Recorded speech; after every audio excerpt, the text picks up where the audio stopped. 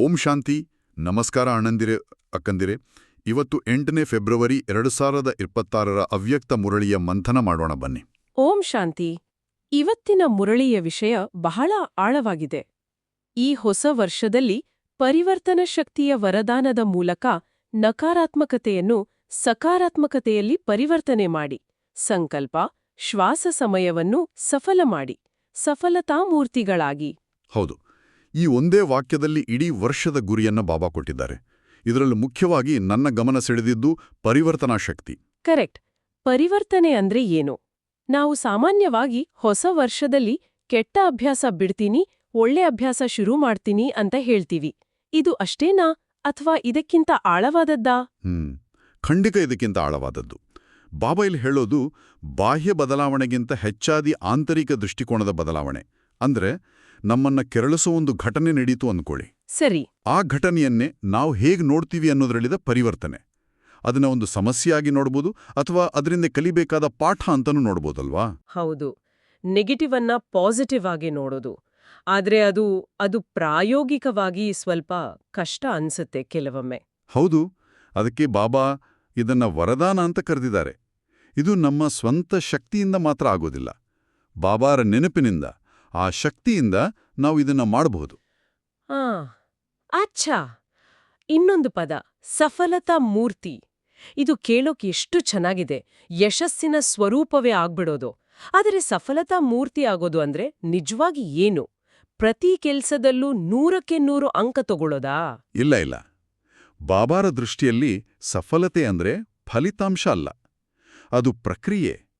ನಮ್ಮ ಪ್ರತಿಯೊಂದು ಸಂಕಲ್ಪ, ಪ್ರತಿ ಶ್ವಾಸ, ಪ್ರತಿ ಸೆಕೆಂಡ್ ಅದು ವ್ಯರ್ಥವಾಗದೆ ಶ್ರೇಷ್ಠ ಕಾರ್ಯಕ್ಕೆ ಉಪಯೋಗವಾದರೆ ಅದೇ ಸಫಲತೆ. ಒಂದು ಉದಾಹರಣೆ ಕೊಡಬಹುದಾ? ದೈನಂದಿನ ಜೀವನದಲ್ಲಿ ನಾವು ನಕಾರಾತ್ಮಕ ವಿಷಯಗಳನ್ನ ಸಕಾರಾತ್ಮಕವಾಗಿ ಹೇಗೆ ಪರಿವರ್ತಿಸಬಹುದು? ಖಂಡಿತ. ಈಗ ಯಾರಾದರೂ ನಮ್ಮ ಬಗ್ಗೆ ಏನೋ ಕೆಟ್ಟದಾಗಿ ಮಾತಾಡಿದ್ರು ಅಂತ ಇಟ್ಕೊಳ್ಳಿ. ಸಾಮಾನ್ಯವಾಗಿ ನಮಗೆ ದುಃಖ ಆಗತ್ತೆ ಅಥವಾ ಕೋಪ ಬರುತ್ತೆ. ಇದು ನಕಾರಾತ್ಮಕ ಪ್ರತಿಕ್ರಿಯೆ. ಸಹಜವಾಗಿ ಆಗತ್ತೆ. ಅದೇ ಸಮಯದಲ್ಲಿ ಪರಿವರ್ತನಾ ಶಕ್ತಿ ಉಪಯೋಗಿಸಿ, ಅಚ್ಛಾ, ಈ ಮಾತಿನಿಂದ ನನ್ನ ಸ್ಥಿತಿ ಯಾಕೆ ಅಲುಗಾಡ್ತಿದೆ, ನನ್ನಲ್ಲಿ ಇನ್ನೂ ದೌರ್ಬಲ್ಯ ಇದೆ ಅಂತ ಬಾಬಾ ನನಗೆ ತೋರಿಸ್ತಿದ್ದಾರೆ, ಇದನ್ನ ನಾನು ಸರಿಪಡಿಸ್ಕೋಬೇಕು ಅಂತ ಯೋಚಿಸಿದ್ರೆ. ಅಂದ್ರೆ ನಿಂದನೆಯನ್ನ ಒಂದು ಪಾಠವಾಗಿ ಸ್ವೀಕರಿಸೋದು. ಯೋಚನಾ. ಆಗ ನಮ್ಮ ಸಮಯ, ಸಂಕಲ್ಪ ಎರಡೂ ವ್ಯರ್ಥ ಆಗೋ ಬದಲು ನಮ್ಮ ಉನ್ನತಿಗೆ ಬಳಕೆಯಾಯಿತು ಅಲ್ವಾ? ಇದೇ ಸಫಲತೆ, ಇದೇ ಸಫಲತಾಮೂರ್ತಿ ಆಗೋದು. ಅದ್ಭುತ. ಈಗ ಮುರುಳಿಯ ಮುಖ್ಯ ಅಂಶಗಳನ್ನ ಒಂದೊಂದಾಗಿ ನೋಡೋಣ. ಮೊದಲನೇದು ಸ್ವರ್ಣಿಮ ಪ್ರಪಂಚದ ಉಡುಗೊರೆ. ಬಾಬಾ ಇದನ್ನ ನಮ್ಮ ಜನ್ಮಸಿದ್ಧ ಅಧಿಕಾರ ಅಂತಾರೆ. ಹೌದು, ಇದು ಎಷ್ಟು ದೊಡ್ಡ ಮಾತು ಅಲ್ವಾ? ನಮ್ಗೆ ಲೌಕಿಕದಲ್ಲಿ ಯಾರಾದ್ರೂ ಒಂದು ಸಣ್ಣ ಗಿಫ್ಟ್ ಕೊಟ್ರೆ ಎಷ್ಟು ಖುಷಿಯಾಗತ್ತೆ. ನಿಜ. ಆದ್ರೆ ಸ್ವಯಂ ಭಗವಂತನೇ ನಮ್ಗೆ ಇಡೀ ಸ್ವರ್ಣಿಮ ಪ್ರಪಂಚವನ್ನೇ ಉಡುಗೊರೆಯ ಕೊಟ್ಟಿದ್ದಾರೆ. ಈ ಒಂದು ಸ್ಮೃತಿ, ಈ ಒಂದು ನಶೆ ನಮ್ಮ ಬುದ್ಧಿಯಲ್ಲಿ ಸದಾಕಾಲ ಇದ್ರೆ ಹೇಗಿರುತ್ತೆ? ಆಗ ಸಣ್ಣಪುಟ್ಟ ವಿಷಯಗಳು ಅಂದ್ರೆ ಅವಮಾನ, ನಷ್ಟ ಇವೆಲ್ಲ ಏನೂ ಅಲ್ಲ ಅನ್ಸುತ್ತೆ. ಯಾಕಂದ್ರೆ ವಿಶ್ವದ ಮಾಲೀಕರಿಗೆ ಒಂದು ಸಣ್ಣ ಕಲ್ಲು ತಾಗಿದ್ರೆ ಏನಾಗತ್ತೆ? ಕರೆಕ್ಟ್. ಆ ಜನ್ಮಸಿದ್ಧ ಅಧಿಕಾರದ ನಶೆ ನಮ್ಮನ್ನ ಎಲ್ಲಾ ಚಿಂತೆಗಳಿಂದ ಮುಕ್ತ ಮಾಡುತ್ತೆ. ಇದನ್ನ ಅನುಭವಿಸ್ಬೇಕು ನಾವು. ಎರಡನೇ ಅಂಶ, ಸಫಲತಾಮೂರ್ತಿಗಳಾಗುವ ಲಕ್ಷ್ಯ. ಬ್ರಹ್ಮಬಾಬಾ ತಮ್ಮ ಪ್ರತಿ ಶ್ವಾಸ, ಸೆಕೆಂಡನ್ನು ಸಫಲ ಮಾಡಿದ್ರು ಅಂತ ಬಾಬಾ ಹೇಳ್ತಾರೆ. ಹೌದು. ಇದಕ್ಕಾಗಿ ಬಾಬಾ ಒಂದು ಸುಲಭ ವಿಧಾನನೂ ಹೇಳಿದ್ದಾರೆ. ಪ್ರತಿದಿನ ರಾತ್ರಿ ಮಲ್ಗೋ ಮುಂಚೆ ನಮ್ಮ ಚಾರ್ಟ್ ನೋಡ್ಕೊಳ್ಳೋದು. ಚಾರ್ಟ್ ಅಂದ್ರೆ ನಮ್ಮ ದಿನದ ಲೆಕ್ಕಾಚಾರ. ದೊಕ್ನಿತಿ. ನನ್ನ ಸಮಯ, ಸಂಕಲ್ಪ, ನನ್ನ ಶಕ್ತಿಗಳು, ನನ್ನ ಗುಣಗಳು ಇವತ್ತು ಎಷ್ಟರ ಮಟ್ಟಿಗೆ ಸಫಲ ಆಯಿತು, ಎಷ್ಟು ವ್ಯರ್ಥ ಆಯಿತು ಅಂತ ನಮ್ಮನ್ನ ನಾವೇ ಪ್ರಾಮಾಣಿಕವಾಗಿ ಕೇಳ್ಕೊಳ್ಳೋದು. ಇದು ನಮ್ಮನ್ನ ನಾವೇ ಜಡ್ಜ್ ಮಾಡ್ಕೊಳ್ಳೋಕಲ್ಲ ಅಲ್ಲ? ಖಂಡಿತ ಅಲ್ಲ. ಇದು ನಮ್ಮನ್ನ ನಾವೇ ತಿದ್ದುಕೊಳ್ಳೋಕೆ. ಒಬ್ಬ ಒಳ್ಳೆ ವಿದ್ಯಾರ್ಥಿಯ ತರಹ ಇವತ್ತು ಎಲ್ಲೆಲ್ಲಿ ತಪ್ಪು ಮಾಡದೆ ನಾಳೆ ಅದನ್ನ ಹೇಗೆ ಸರಿಪಡಿಸ್ಬೋದು ಅಂತ ಪ್ಲಾನ್ ಮಾಡೋದು. ಇದೊಂದು ಅಭ್ಯಾಸ ಆದ್ರೆ ನಮ್ಮ ಪ್ರಗತಿ ಬಹಳ ವೇಗವಾಗುತ್ತೆ. ಸರಿ, ಈಗ ಮೂರನೇ ಅಂಶಕ್ಕೆ ಬರೋಣ. ತಂದೆಗೆ ಸಮಾನರಾಗುವ ಸಹಜ ವಿಧಿ, ಫಾಲೋ ಫಾದರ್. ಇದು ಬಹಳ ಪ್ರಾಯೋಗಿಕವಾದ ಪಾಯಿಂಟ್. ಬಾಬಾ ಹೇಳ್ತಾರೆ, ಯಾವುದೇ ಸಂಕಲ್ಪ, ಮಾತು ಅಥವಾ ಕರ್ಮ ಮಾಡೋ ಮೊದಲು 1 ಸೆಕೆಂಡ್ ನಿಂತು ಯೋಚಿಸಿ, ತಂದೆಯದು ಹೇಗಿತ್ತೇ ಅಂತ. ಅಂದ್ರೆ ಬ್ರಹ್ಮಬಾಬಾ ಈ ಪರಿಸ್ಥಿತಿಯಲ್ಲಿ ಹೇಗೆ ನಡ್ಕೊಳ್ತಿದ್ರು ಅಂತ ಯೋಚಿಸೋದು. ಹೌದು, ಇದು ಕೇವಲ ಒಂದು ಮಾತಲ್ಲ, ಇದೊಂದು ಅಭ್ಯಾಸ ಆಗ್ಬೇಕು. ಸಣ್ಣ ಸಣ್ಣ ನಿರ್ಧಾರಗಳಲ್ಲಿ ಕೂಡ. ಟೀ ಕುಡಿಬೇಕಾದ್ರೂ, ಯಾರ ಜೊತೆನಾದ್ರೂ ಮಾತಾಡಬೇಕಾದ್ರೂ. ಇದು ಹೇಗೆ ಸಹಾಯ ಮಾಡುತ್ತೆ? ಇದು ನಮ್ಮ ಹಳೆಯ ಕೆಟ್ಟ ಸಂಸ್ಕಾರಗಳನ್ನ ಬ್ರೇಕ್ ಮಾಡೋಕೆ ಸಹಾಯ ಮಾಡುತ್ತೆ. ಕೋಪ ಬರುವಾಗ ಬಾಬಾ ಕೋಪ ಮಾಡ್ಕೊಳ್ತಿದ್ರಾ ಅಂತ ಯೋಚಿಸಿದ ತಕ್ಷಣ ನಮ್ಮ ಪ್ರತಿಕ್ರಿಯೆ ಬದಲಾಗತ್ತಲ್ವಾ? ಖಂಡಿತ. ಆಟೋಮ್ಯಾಟಿಕ್ ಆಗಿ ಶಾಂತವಾಗ್ತೀವಿ. ಇದು ನಿಜವಾಗ್ಲೂ ಒಂದು ಸಹಜ ವಿಧಿ. ಮುಂದಿನ ಅಂಶ 4ನೇದು, ಪೊಸಿಷನ್ ಮೂಲಕ ಅಪೋಸಿಷನ್ನು ಎದುರಿಸುವುದು. ಇದು ಬಹಳ ಇಂಟ್ರೆಸ್ಟಿಂಗ್ ಆಗಿದೆ. ಸ್ಥಿತಿ ಸರಿ ಇದ್ರೆ ವಿರೋಧ ಏನೂ ಮಾಡಕ್ಕಾಗಲ್ಲ ಅಂತ. ಹೌದು, ಸ್ಥಾಪನೆಯ ಆದಿಯಲ್ಲಿ ಬ್ರಹ್ಮಬಾಬರಿಗೆ ಎಷ್ಟು ವಿರೋಧ ಬಂತು. ಆದರೆ ಅವರು ತಮ್ಮ ಸ್ವಮಾನದ ಪೊಸಿಷನ್ನಲ್ಲಿ ಎಷ್ಟು ದೃಢವಾಗಿದ್ರು ಅಂದ್ರೆ ಯಾವ ವಿರೋಧವೂ ಅವರನ್ನ ಅಲುಗಾಡಿಸೋಕೆ ಆಗ್ಲಿಲ್ಲ. ನಮ್ಮ ಜೀವನದಲ್ಲೂ ಅಷ್ಟೇ ಅಲ್ವಾ? ಯಾರಾದ್ರೂ ವಿರೋಧ ಮಾಡಿದ್ರೆ ಅಥವಾ ನಮಗಿಷ್ಟವಾಗದ ಹಾಗೆ ನಡ್ಕೊಂಡ್ರೆ ನಾವು ತಕ್ಷಣ ಅಪ್ಸೆಟ್ ಆಗ್ತೀವಿ. ಕರೆಕ್ಟ್. ಯಾಕೆಂದ್ರೆ ನಾವು ನಮ್ಮ ಸ್ವಮಾನದ ಸೀಟನ್ನ ಬಿಟ್ಟು ಕೆಳಗಿಳಿದು ಬಿಡ್ತೀವಿ. ಹಾಗಾದ್ರೆ ಸ್ವಮಾನದ ಸೀಟಿನ ಮೇಲೆ ಕೂತ್ಕೊಳ್ಳೋದು ಅಂದ್ರೆ ಏನು? ಆ ಸ್ಥಿತಿಯನ್ನ ಹೇಗೆ ನಿರ್ಮಿಸ್ಕೊಳ್ಳೋದು? ಸ್ವಮಾನದ ಸೀಟು ಅಂದ್ರೆ ಬಾಬಾ ನಮಗೆ ಕೊಟ್ಟಿರೋ ಸ್ಮೃತಿಗಳು. ನಾನು ಶಾಂತ ಸ್ವರೂಪ ಆತ್ಮ, ನಾನು ಮಾಸ್ಟರ್ ಸರ್ವಶಕ್ತಿವಾನ್ ಆತ್ಮ. ಈ ಸ್ಮೃತಿಯಲ್ಲಿ ಸ್ಥಿತರಾದಾಗ ಹೊರಗಿನ ಯಾವ ಮಾತು ನಮ್ಮನ್ನ ತಲುಪೋದಿಲ್ಲ. ನಾವೊಂದು ಸುರಕ್ಷಿತ ಕೋಟೆಯೊಳಗಿದ್ದ ಹಾಗೆ. ವಾವ್! ಅಂದ್ರೆ ಅಪ್ಸೆಟ್ ಆಗೋ ಬದಲು ಸೀಟ್ ಮೇಲೆ ಸೆಟ್ ಆಗ್ಬೇಕು. ದೊಗ್ಡಿ ಬಿಲ್ಕುಲ್. ಮುಂದಿನದು 5ನೇ ಅಂಶ, ಪರಿವರ್ತನಾ ಶಕ್ತಿಯ ವರದಾನ. ಇದನ್ನ ನಾವು ಆರಂಭದಲ್ಲೇ ಚರ್ಚೆ ಮಾಡಿದ್ವಿ. ಈ ಶಕ್ತಿ ಹೇಗೆ ಪ್ರತ್ಯಕ್ಷ ಆಗುತ್ತೆ ಅಂತ ಬಾಬಾ ಹೇಳ್ತಾರೆ. ಬಹಳ ಸುಲಭವಾದ ವಿಧಿ ಹೇಳ್ತಾರೆ. ಹೃದಯದಿಂದ ನನ್ನ ಬಾಬಾ ಅಂದ್ರೆ ಸಾಕು, ಈ ಶಕ್ತಿ ಪ್ರತ್ಯಕ್ಷ ಆಗುತ್ತೆ. ಕೇವಲ ಬಾಯಿಂದ ಹೇಳೋದಕ್ಕೂ ಹೃದಯದಿಂದ ಹೇಳೋದಕ್ಕೂ ಏನ್ ವ್ಯತ್ಯಾಸ? ಬಹಳ ವ್ಯತ್ಯಾಸವಿದೆ. ಬಾಯಿಂದ ಹೇಳೋದು ಒಂದು ಯಾಂತ್ರಿಕ ಕ್ರಿಯೆ, ಆದ್ರೆ ಹೃದಯದಿಂದ ಹೇಳೋದು ಅಂದ್ರೆ ಪೂರ್ಣ ಅಧಿಕಾರ, ಪೂರ್ಣ ಪ್ರೀತಿ, ಪೂರ್ಣ ಸಂಬಂಧದಿಂದ ಹೇಳೋದು. ನನ್ನ ಬಾಬಾ ಸರ್ವಶಕ್ತಿವಾನ್, ಹಾಗಾಗಿ ನಾನು ಮಾಸ್ಟರ್ ಸರ್ವಶಕ್ತಿವಾನ್ ಅನ್ನೋ ನಿಶ್ಚಯದಿಂದ ಹೇಳಿದಾಗ ಆ ಶಕ್ತಿ ಅನುಭವ ಆಗುತ್ತೆ. ಸರಿ, ಹಾಗಾದ್ರೆ ವ್ಯರ್ಥ ಸಂಕಲ್ಪಗಳನ್ನು ಗುರುತಿಸೋದು ಹೇಗೆ? ಅವುಗಳನ್ನ ಸಕಾರಾತ್ಮಕವಾಗಿ ಪರಿವರ್ತಿಸೋ ಪ್ರಕ್ರಿಯೆ ಏನು? ವ್ಯರ್ಥ ಸಂಕಲ್ಪಗಳು ಅಂದ್ರೆ ಯಾವುದು ಭೂತಕಾಲದ ಬಗ್ಗೆ ಚಿಂತೆ ಮಾಡ್ತೋ, ಅಥವಾ ಭವಿಷ್ಯದ ಬಗ್ಗೆ ಆತಂಕ ಪಡ್ತೋ, ಅಥವಾ ಬೇರೆಯವರ ಬಗ್ಗೆ ನಕಾರಾತ್ಮಕವಾಗಿ ಯೋಚಿಸುತ್ತೋ, ಇವೆಲ್ಲ ವ್ಯರ್ಥ.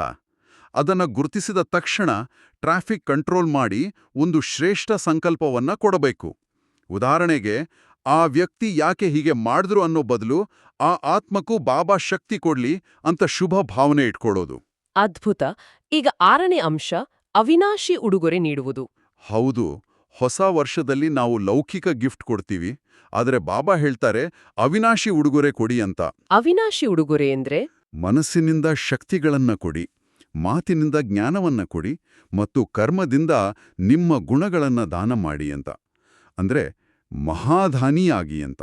ಮಹಾದಾನಿ ಅಂದ್ರೆ ಯಾರಾದ್ರೂ ನಮ್ ಜೊತೆ ಕೆಟ್ಟದಾಗ್ ನಡ್ಕೊಂಡ್ರೂ ನಾವು ಅವರ ದೌರ್ಬಲ್ಯ ನೋಡೋ ಬದಲು ನಮ್ಮಲ್ಲಿರೋ ಶಾಂತಿ, ಪ್ರೀತಿಯ ಗುಣವನ್ನ ಅವ್ರಿಗೆ ದಾನ ಮಾಡೋದು. ಹೌದು, ಇದು ನಿಜವಾದ ದಾನ. ಯಾಕಂದ್ರೆ ಇದು ಆ ಆತ್ಮದ ಪರಿವರ್ತನೆಗೆ ಕಾರಣ ಆಗ್ಬೋದು. ಸರಿ, 7ನೇ ಪಾಯಿಂಟ್, ಸೀಟ್ನಲ್ಲಿ ಕುಳಿತ್ರೆ ಅಪ್ಸೆಟ್ ಆಗೋದಿಲ್ಲ. ಇದು 4ನೇ ಪಾಯಿಂಟಿನ ಮುಂದುವರೆದ ಭಾಗದ ಹಾಗೆ ಇದೆ. ನಾವು ಯಾಕೆ ಅಪ್ಸೆಟ್ ಆಗ್ತೀವಿ ಅಂದ್ರೆ ನಡೆದು ಹೋದ ವಿಷಯಗಳ ಬಗ್ಗೆ ಏಕೆ, ಏನು, ಹೇಗೆ ಅಂತ ಜಾಸ್ತಿ ಯೋಚನೆ ಮಾಡಿ ವಿಷಯವನ್ನ ದೊಡ್ಡದು ಮಾಡ್ತೀವಿ. ಹೌದು, ಒಂದು ಸಣ್ಣ ವಿಷಯವನ್ನೇ ಮನ್ಸಲ್ಲಿ ಹಾಕಿ ಅರ್ದು ದೊಡ್ಡದು ಮಾಡ್ಬಿಡ್ತೀವಿ. ಕರೆಕ್ಟ್. ಅದರ ಬದಲು ಆ ಸಮಯದಲ್ಲಿ ಮಾಸ್ಟರ್ ಸರ್ವಶಕ್ತಿವಾನ್ ಅನ್ನೋ ಸ್ಮೃತಿಯ ಸೀಟ್ನಲ್ಲಿ ಕೂತ್ಕೊಂಡ್ರೆ ಆ ವಿಷಯ ಒಂದು ಸಣ್ಣ ಕಣದ ತರ ಕಾಣಿಸುತ್ತೆ. ಆಗ ಅಪ್ಸೆಟ್ ಆಗೋ ಪ್ರಶ್ನೆಯೇ ಬರೋದಿಲ್ಲ. ಒಂದು ಉದಾಹರಣೆ ಕೊಡ್ಬೋದಾ ಸೀಟ್ ಮತ್ತು ಅಪ್ಸೆಟ್ ನಡುವಿನ ಸಂಬಂಧಕ್ಕೆ? ಈಗ ನೋಡಿ, ನಾವು ರಸ್ತೆಲಿ ಹೋಗ್ತಾ ಇರ್ತೀವಿ, ಯಾರೋ ಬೈದೋಗ್ತಾರೆ. ನಾವು ಅವ್ರ ಮಟ್ಟಕ್ಕಿಳಿದು ಜಗಳವಾಡಿದ್ರೆ ನಾವು ಅಪ್ಸೆಟ್ ಆಗ್ತೀವಿ. ಅದೇ ನಾವು ನಮ್ಮ ಸ್ವಾಮಾನದ ಸೀಟ್ ಮೇಲೆ, ಅಂದ್ರೆ ನಾನು ಪೂಜ್ಯಾತ್ಮ, ಇಂಥ ಸಣ್ಣ ವಿಷಯಗಳಿಗೆಲ್ಲ ನಾನು ಯಾಕೆ ಪ್ರತಿಕ್ರಿಯಿಸ್ಲಿ ಅಂತ ಸ್ಥಿತರಾದ್ರೆ ನಾವು ಶಾಂತವಾಗಿರ್ತೀವಿ.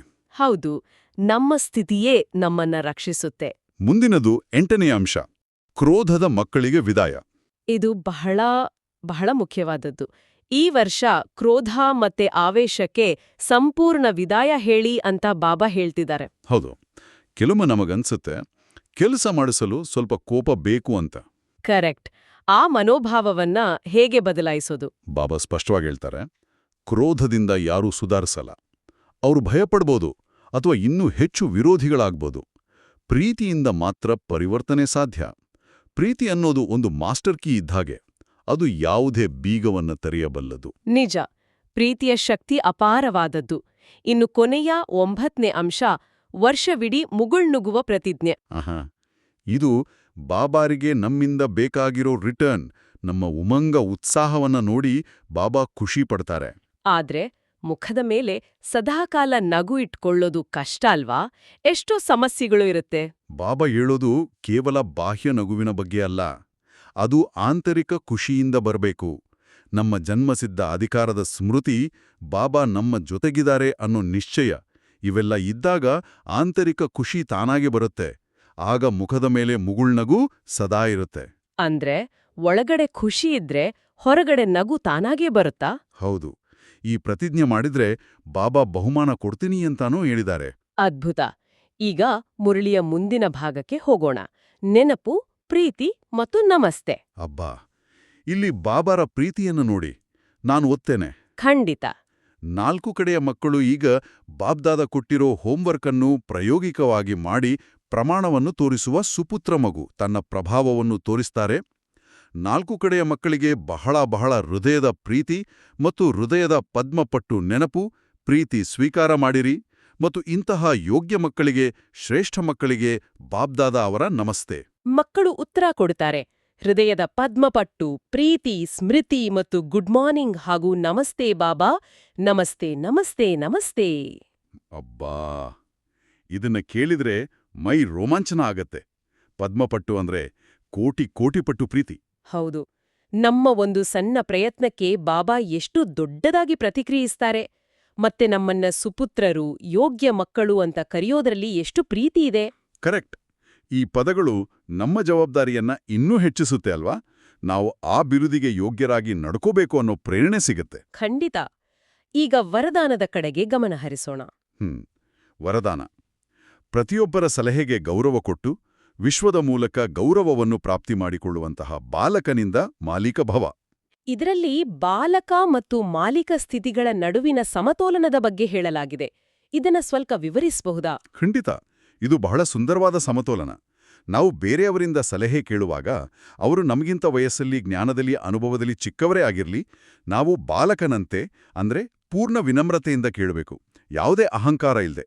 ಸರಿ, ಆಗ ನಮಗೆ ಹೊಸ ದೃಷ್ಟಿಕೋನಗಳು ಸಿಗುತ್ತೆ. ಹೌದು. ಆದರೆ ಎಲ್ಲಾ ಸಲಹೆಗಳನ್ನ ಕೇಳಿ ಅಂತಿಮವಾಗಿ ಒಂದು ನಿರ್ಧಾರ ತೆಗೆದುಕೊಳ್ಳುವಾಗ ಪೂರ್ಣ ಮಾಲೀಕನಂತೆ ಅಂದ್ರೆ ಪೂರ್ಣ ಅಧಿಕಾರ, ಜವಾಬ್ದಾರಿ ಮತ್ತು ಆತ್ಮವಿಶ್ವಾಸದಿಂದ ತೆಗೆದುಕೊಳ್ಳಬೇಕು. ಅಂದ್ರೆ ಸಲಹೆ ಕೇಳುವಾಗ ವಿನಯ, ನಿರ್ಧಾರ ಮಾಡುವಾಗ ಅಧಿಕಾರ. ಬಿಲ್ಕುಲ್. ಮುಂದುವರೆದು ಬಾಬಾ ಹೇಳ್ತಾರೆ, ಒಂದು ವೇಳೆ ಯಾರಲ್ಲಿಯೇ ಇರುವಂತಹ ವ್ಯರ್ಥವನ್ನು ತೆಗೆಯಬೇಕೆಂದರೆ ಮೊದಲು ಅವರಿಗೆ ಗೌರವ ಕೊಡಿ. ನಾವು ಯಾರಿಗಾದರೂ ಗೌರವ ಕೊಟ್ಟಾಗ ಅವರು ನಮ್ಮ ಮಾತನ್ನ ಪ್ರೀತಿಯಿಂದ ಕೇಳ್ತಾರೆ. ಆಗ ಪರಿವರ್ತನೆ ಸುಲಭ ಆಗುತ್ತೆ. ಅದ್ಭುತವಾದ ವಿಧಿ. ಈಗ ಸ್ಲೋಗನ್ ನೋಡೋಣ. ಸ್ಲೋಗನ್. ಮಸ್ತಕದಲ್ಲಿ ಸದಾ ಜೊತೆ ಸತ್ಯಸಂಗದ ಸ್ಮೃತಿಯ ತಿಲಕವನ್ನಿಟ್ಟುಕೊಳ್ಳುವುದೇ ಸುಮಂಗಳಿಯ ಲಕ್ಷಣವಾಗಿದೆ. ಇಲ್ಲಿ ಸತ್ಯಸಂಗ ಅಂದ್ರೆ ಸದಾ ಪರಮಾತ್ಮನ ಜೊತೆಯ ಅನುಭವ. ಈ ಸ್ಮೃತಿಯ ತಿಲಕವನ್ನ ಮಸ್ತಕದಲ್ಲಿ ಇಟ್ಕೊಳ್ಳೋದು ಅಂದ್ರೇನು? ಅಂದ್ರೆ ನಮ್ಮ ಬುದ್ಧಿಯಲ್ಲಿ, ನಮ್ಮ ಪ್ರಜ್ಞೆಯಲ್ಲಿ ಸದಾಕಾಲ ನಾನು ಒಬ್ಬಂಟಿಯಲ್ಲ, ನನ್ನ ಜೊತೆ ಸ್ವಯಂ ಭಗವಂತ ಇದ್ದಾನೆ ಅನ್ನೋ ಸ್ಮೃತಿ ಇರಬೇಕು. ಈ ಸ್ಮೃತಿ ಒಂದು ರಕ್ಷಾ ಕವಚದ ಹಾಗೆ. ಇದು ನಮ್ಮನ್ನ ಮಾಯೆಯ ಎಲ್ಲಾ ದಾಳಿಗಳಿಂದ ರಕ್ಷಿಸುತ್ತೆ. ಸುಮಂಗಲಿ ಆತ್ಮ ಅಂದ್ರೆ ಸದಾ ಸೌಭಾಗ್ಯವಂತೆ. ಯಾಕಂದ್ರೆ ಅವರ ಜೊತೆ ಸ್ವಯಂ ಸೌಭಾಗ್ಯದಾತ ಇದ್ದಾರೆ. ಈ ಸ್ಮೃತಿಯೇ ಅವರ ಶೃಂಗಾರ, ಅವರ ಲಕ್ಷಣ. ಬಹಳ ಸುಂದರವಾದ ಭಾವನೆ. ಈಗ ಕೊನೆಯದಾಗಿ ಅವ್ಯಕ್ತ ಸೂಚನೆಯ ಮಂಥನ ಮಾಡೋಣ. ಹೌದು. ಏಕತೆಯನ್ನು ತರಲು 2 ಮಾತುಗಳನ್ನು ಧಾರಣೆ ಮಾಡಬೇಕಾಗುತ್ತದೆ. ಒಂದಂತೂ ಏಕನಾಮಿ.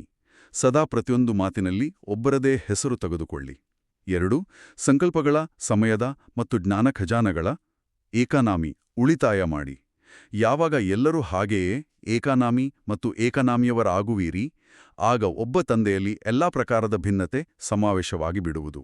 ಇಲ್ಲಿ 2 ಪದಗಳಿವೆ, ಏಕನಾಮಿ ಮತ್ತು ಎಕಾನಮಿ. ಮೊದಲನೆಯದು ಏಕನಾಮಿ ಅಂದ್ರೆ ಏಕನಾಮ. ಎಲ್ಲದರಲ್ಲೂ ಒಬ್ಬ ಬಾಬಾರವರ ಹೆಸರನ್ನೇ ತೆಗೆದುಕೊಳ್ಳುವುದು ಅಂದ್ರೆ ಏನು? ಅಂದ್ರೆ ಯಾವುದೇ ಸೇವೆ ಸಫಲವಾದಾಗ, ಅಥವಾ ನಮ್ಮಿಂದ ಏನಾದ್ರೂ ಒಳ್ಳೆ ಕೆಲಸವಾದಾಗ ನಾನು ಮಾಡಿದೆ ಅನ್ನೋ ಅಹಂಕಾರದ ಬದಲು ಬಾಬಾ ಮಾಡಿಸಿದ್ರು, ಡ್ರಾಮಾದಲ್ಲಿತ್ತು ಅಂತ ಶ್ರೇಯಸ್ಸನ್ನ ಬಾಬಾರಿಗೆ ಕೊಡೋದು. ಇದ್ರಿಂದ ನಾನು ನನ್ನದು ಅನ್ನೋ ಭಾವನೆ ಹೋಗಿ ಏಕತೆ ಬರುತ್ತೆ. ಹೌದು, ಎಲ್ಲರೂ ಒಬ್ಬ ಬಾಬಾರನ್ನೇ ಮಹಿಮೆ ಮಾಡಿದಾಗ ನಮ್ಮಲ್ಲಿರೋ ಭಿನ್ನತೆಗಳು ತಾನಾಗೇ ಸಮಾಪ್ತಿಯಾಗುತ್ತೆ. ಇನ್ನು ಎಕಾನಮಿ ಅಂದ್ರೆ ಉಳಿತಾಯ. ಸಂಕಲ್ಪ, ಸಮಯ, ಶಕ್ತಿಗಳ ಉಳಿತಾಯಕ್ಕೂ ಮತ್ತು ಯಶಸ್ಸಿಗೂ ಏನು ಸಂಬಂಧ? ನೇರವಾದ ಸಂಬಂಧ ಇದೆ. ಯಶಸ್ಸಿಗೆ ಬೇಕಾಗಿರೋದು ಶಕ್ತಿ. ಆ ಶಕ್ತಿ ಎಲ್ಲಿಂದ ಬರುತ್ತೆ? ನಾವು ನಮ್ಮ ಸಂಕಲ್ಪಗಳನ್ನ, ಸಮಯವನ್ನ ವ್ಯರ್ಥ ಮಾಡದೆ ಉಳಿತಾಯ ಮಾಡಿದಾಗ ಅದೇ ಶಕ್ತಿಯಾಗಿ ಪರಿವರ್ತನೆಯಾಗುತ್ತೆ. ಯಾರು ತಮ್ಮ ಸಂಪನ್ಮೂಲಗಳನ್ನ ಮಿತವಾಗಿ ಬಳಸ್ತಾರೋ ಅವರು ಖಂಡಿತ ಯಶಸ್ವಿ ಆಗ್ತಾರೆ. ಇದು ಲೌಕಿಕದಲ್ಲೂ ಅಷ್ಟೇ, ಅಲೌಕಿಕದಲ್ಲೂ ಅಷ್ಟೇ. ಅದ್ಭುತ. ಬಹಳ ಸ್ಪಷ್ಟವಾಗಿ ವಿವರಿಸಿದ್ರಿ. ಬನ್ನಿ, ಈಗ ನಾವು ಬಾಬಾರವರು ಈ ಮುರಳಿಯಲ್ಲಿ ನಮಗೆ ಕೊಟ್ಟಿರುವ ಶ್ರೇಷ್ಠ ಸ್ವಮಾನಗಳ ಅಭ್ಯಾಸ ಮಾಡೋಣ. ಖಂಡಿತ. ನಾನು ಸಂಕಲ್ಪ, ಶ್ವಾಸ ಮತ್ತು ಸಮಯವನ್ನ ಸಫಲ ಮಾಡುವಂಥ ಸಫಲತಾಮೂರ್ತಿ ಆತ್ಮನಾಗಿದ್ದೇನೆ. ನಾನು ನಕಾರಾತ್ಮಕತೆಯನ್ನು ಸಕಾರಾತ್ಮಕತೆಯಲ್ಲಿ ಪರಿವರ್ತನೆ ಮಾಡುವ ವಿಶ್ವಪರಿವರ್ತಕ ಆತ್ಮನಾಗಿದ್ದೇನೆ. ನಾನು ಸದಾ ಸ್ವಮಾನದ ಸೀಟಿನ ಮೇಲೆ ಕುಳಿತು ವಿಘ್ನಗಳನ್ನು ಗೆಲ್ಲುವಂತಹ ಮಾಸ್ಟರ್ ಸರ್ವಶಕ್ತಿವಾನ್ ಆತ್ಮನಾಗಿದ್ದೇನೆ. ನಾನು ಏಕಾನೋಮಿ ಮತ್ತು ಎಕಾನಮಿಯ ಧಾರಣೆಯ ಮೂಲಕ ಏಕತೆಯನ್ನು ತರುವಂತಹ ಆತ್ಮನಾಗಿದ್ದೇನೆ. ನಾನು ಅಪೊಸಿಷನ್ ಅನ್ನು ತಮ್ಮ ಪೊಸಿಷನ್ ಮೂಲಕ ಸಮಾಪ್ತಿ ಮಾಡುವ ವಿಘ್ನ ವಿನಾಶಕ ಆತ್ಮನಾಗಿದ್ದೇನೆ.